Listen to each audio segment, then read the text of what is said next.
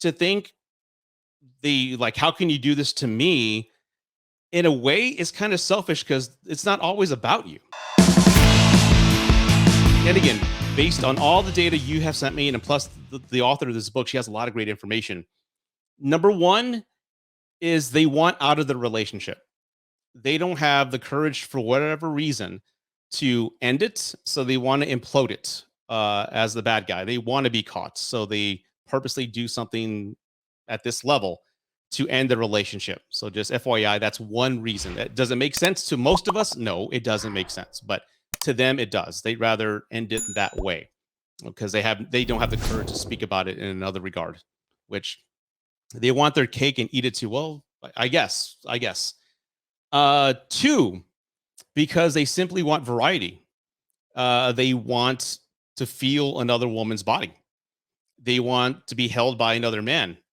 Most of you get married so young, you had maybe two lovers in your life before your husband, and you want to feel another man, and you get curious, and you're fine in your 20s, but the average age of many of you women is in the late 20s, early 30s. That's when, again, according to you, you lost the baby weights. You starting to look sexy. You starting to feel good. The kids are not tied to you anymore, and you're starting to discover your individuality again. And that's something you haven't had in many years. And that alone is temptation enough to go explore options. And that's when your thoughts get inside your head and ideas start to form, and you go actually with the intent of executing those ideas. So yeah, if you get too young, FYI, I know a lot of young men and women, especially a lot of young men in the red pill state, they think that, get them young with no bodies. No, I promise you that's not going to work. I got married. I slept with two women before my wife when I got married. My wife we both had two bodies each. No, zero. That's practically nothing. At 21, we only had two bodies, and look how it ended. And most of the relationships that we were friends with, we all got married young. We had limited experience. We're all divorced because the man or woman wanted to explore other options. Mine cheated after she got her surgery. Yeah, she probably got attention that she hasn't received in a long time. She looks sexy. Yes, got married too young. That will do it. You see, everybody, all us older folk in the chat are saying, yep, that'll do it. So all you younger folk who are listening, listen to what the hell we're saying. Okay. But yeah, you want variety. Men, your wife is not as stunning as she once was, and you want to be naked with a beautiful woman, whatever the case is. And and I want to share this real quick. A lot of you, I've been getting, I don't know what happened, but the past 6 months, I have been getting tons of messages from, again, men and women who have both said that my husband is gay. He's been living a lie for the past 8 years. I had zero idea he was leaving me. And I go, who is she? He goes, it's not a her.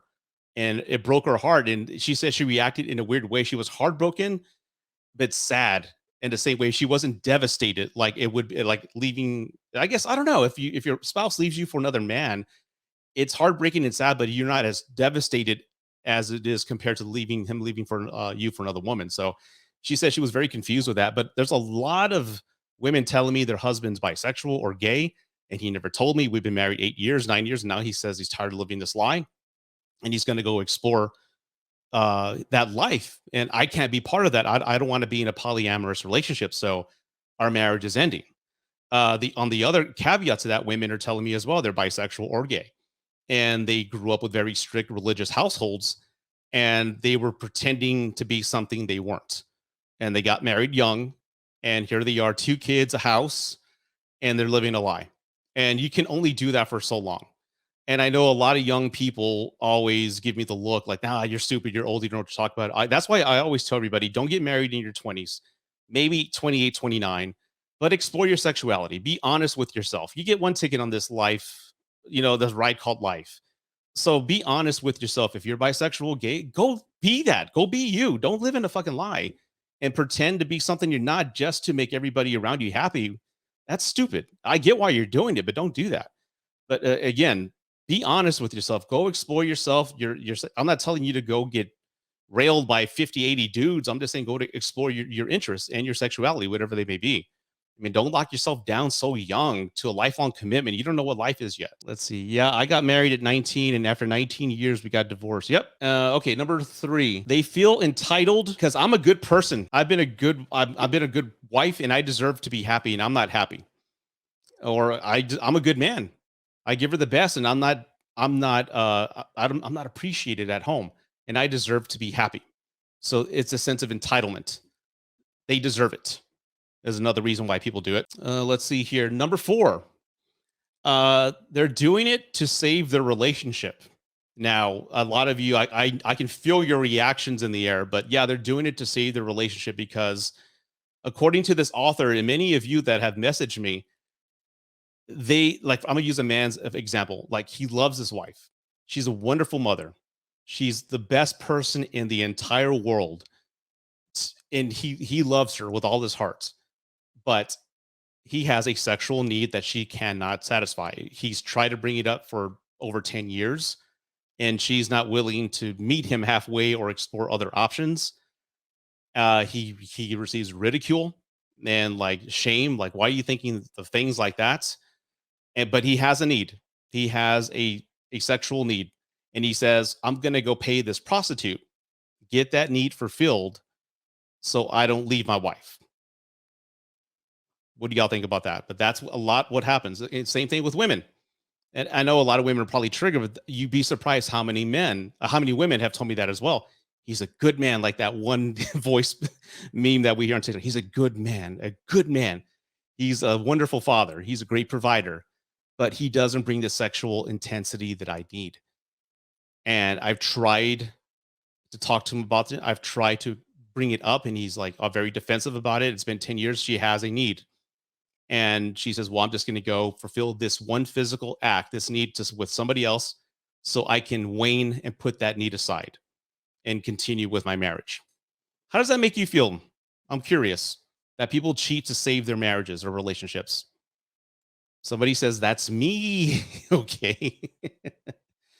That's you, huh? It doesn't matter what you did, what you do. I did everything, and they're still cheating. Let's see here. I've seen a relationship or two actually get stronger after one cheated. Yeah, so have I. I have too. Number 5 is this is unique to feel alive again. This I didn't know this, but a lot of affairs tend to occur when there's a tragedy or a loss. Uh, Apparently, there's a lot of people who, after a child dies, a parent dies, somebody close to them dies, it gets them thinking about, oh my God, this is it. This is the end of life. Life's so fast. Life is so short. They start thinking all these thoughts, and they seek out an affair to feel alive again, to reclaim an old part of themselves that is dead. That's a little deep. I get that, and yes, I get that that may not fly with a lot of people, but yes, in a tragic situation where I'm dead inside. We've all had our heart broken if something horrible happened to us, right? And we say, "I'm dead inside." Well, you are. We're numb, and they seek out this type of relationship to feel alive again. I can understand that. I don't agree with the act, but I can understand that where that's coming from. And again, I know people. I know, and again, trigger warning to anybody who's listening. I've said this many times. Trigger warning. I have a comment here. These are all excuses. A cheater is not okay with themselves.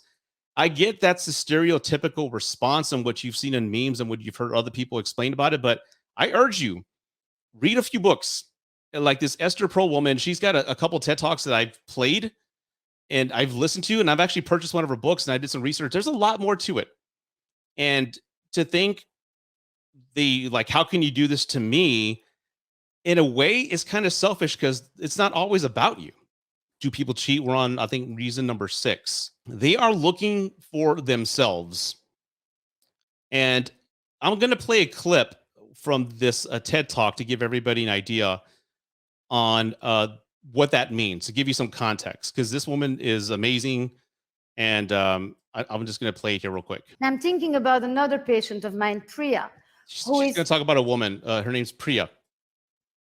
Another patient of mine, Priya, who is blissfully married, loves her husband and would never want to hurt the man.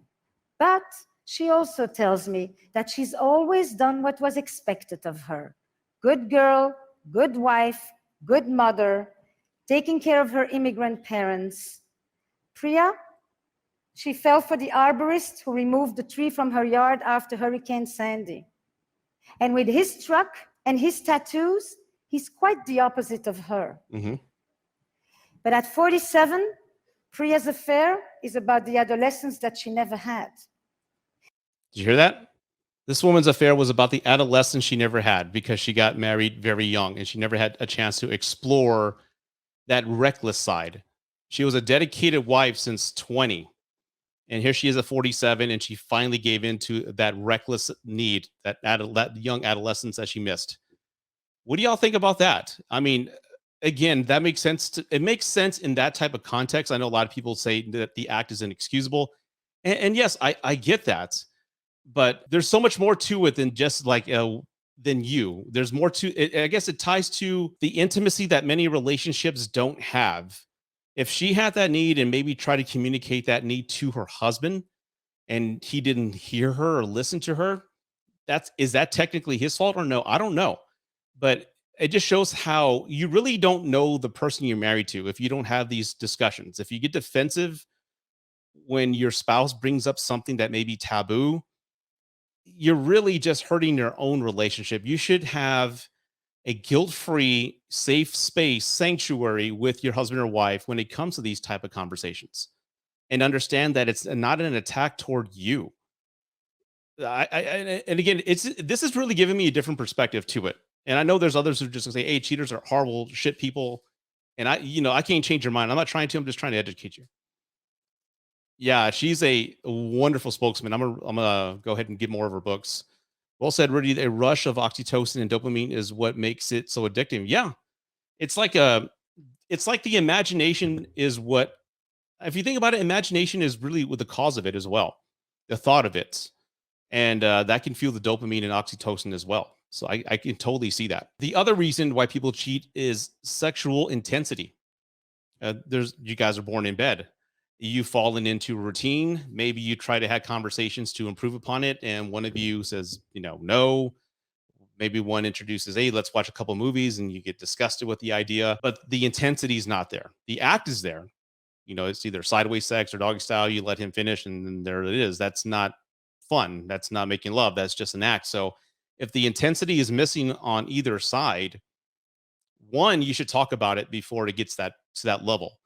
I get it. We're all parents, right? Or we all have kids, or we all have jobs, and we're all tired, and we all don't bring our A game sometimes with our spouse, but you have to, because toys and movies only work for so long.